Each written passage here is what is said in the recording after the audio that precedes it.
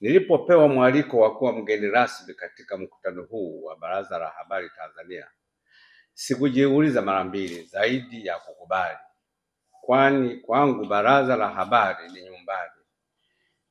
Nimetumika katika baraza hili kwa miaka 12, miaka 6 nikiwa mwenyekiti wa kamati ya maadili na miaka mingine 6 nikiwa mwenyekiti wa board na rais wa Baraza la Habari Tanzania. Inawezekana nimetumika kwa muda mrefu zaidi ukilinganisha na viongozi wengine wa ngazi yangu katika baraza.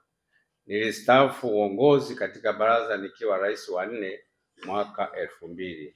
Siku zote vyombo vya habari vilivyo huru vina nafasi kubwa ya kufichua maovu, kutetea haki za binadamu, kupaza sauti za wanyonge, kuwapa wadau taarifa sahihi ili wafanye maamuzi sahihi kuhusu maisha yao ya kila siku.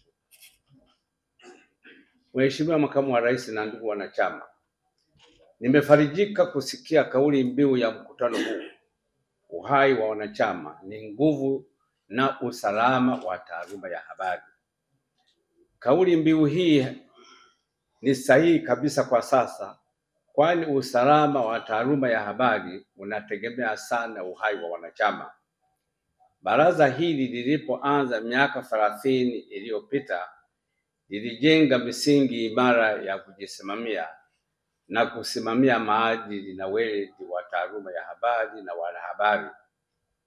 Uwepo wa baraza umeokoa vyombo vingi vya habari katika mtego wa kufilisiwa au kufilisika kutokana na faini za mabilioni ya pesa iwapo kesi ingepita katika mkondo wa kimahakama.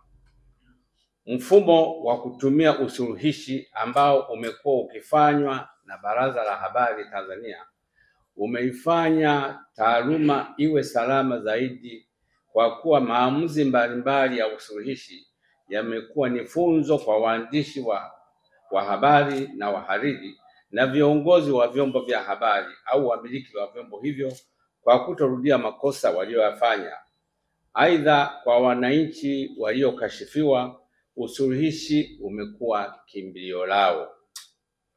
Kwa uzoefu wangu, Sekretarieti ya baraza imekuwa siku zote ikifanya kazi nzuri ya ufuatiliaji wa namna vyombo vya habari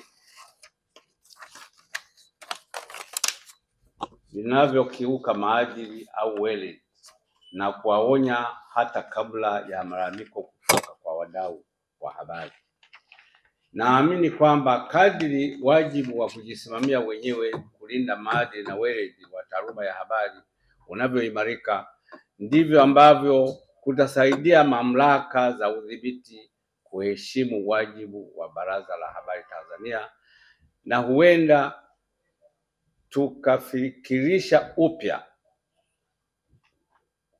wenye mamlaka kuhusu haja ya kuunda baraza lingine linaloitwa huru la habari kama ilivyotajwa katika sheria ya huduma ya vyombo vya habari, Media Services Act, inayoendana na kuanzisha kwa bodi ya ithibati ya waandishi wa habari, yani Journalist Accreditation Board.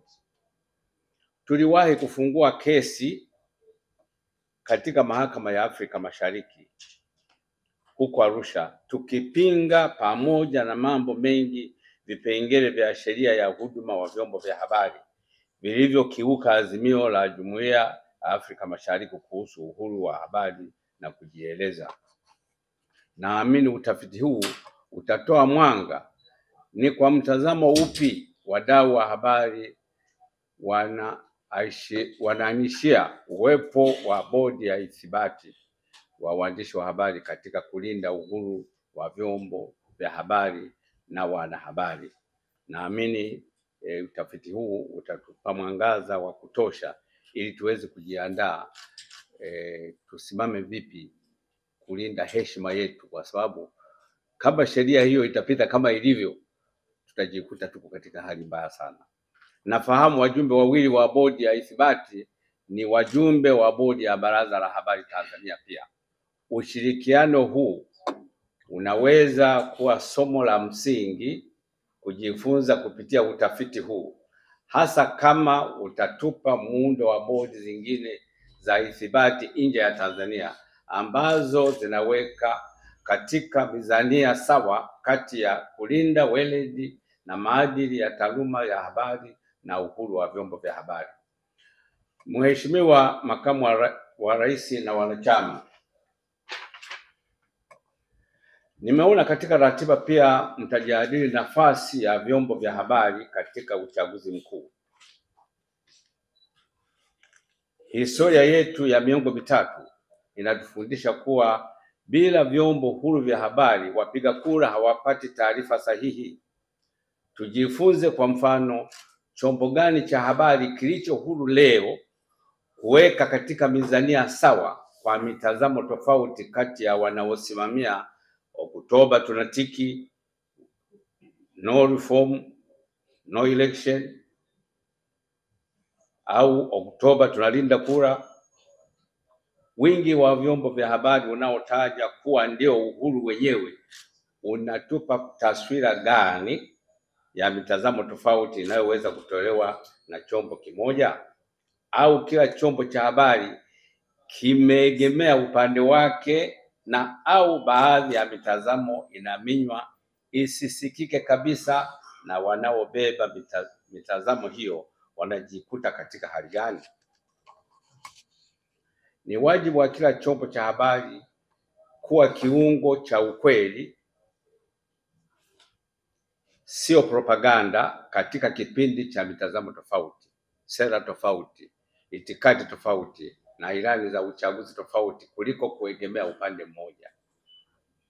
Ninavisihi vyombo vya habari vibebe ujasiri huu, maana huo ndio ushahidi wa uhuru wake. Nitarudia, ninavisihi vyombo vya habari vibebe ujasiri huu, maana huo ndio ushahidi wa uhuru wake. Ujasiri gani huo? Ni wajibu wa kila chombo cha habari kuwa kiungo cha ukweli, sio propaganda, katika kipindi cha mitazamo tofauti, sera tofauti, itikadi tofauti na ilani za uchaguzi tofauti, kuliko kuegemea upande mmoja. Kwa maendeleo ya sekta ya utalii na huduma za hoteli nchini, Parrot Hotel iliyopo Kaloleni katikati ya jiji la Arusha ni fahari ya Tanzania. Ina bwawa la kisasa la kuogelea na kupumzika kwa watu wa rika zote, mapokezi yenye ubora. Hapa utapata kahawa safi na vinywaji baridi vya kila aina, lifti za kisasa za kupeleka kwenye floor 13 zenye vyumba zaidi ya 100, vyumba vya kulala vyenye mazingira salama na tulivu, vyenye joto la upendo na baridi ya starehe, kumbi za mikutano zenye vifaa vya kisasa, mazungumzo ya kitaifa na kimataifa, sehemu nadhifu ya chakula yenye kuleta hamu, vyakula vyenye viwango vya ubora wa afya. Baada ya uchovu wa kutwa nzima, kuna baa ya kipekee kwa jioni yako ya kukumbukwa. Karibu Parrot Hotel kuonja ladha mpya ya maisha.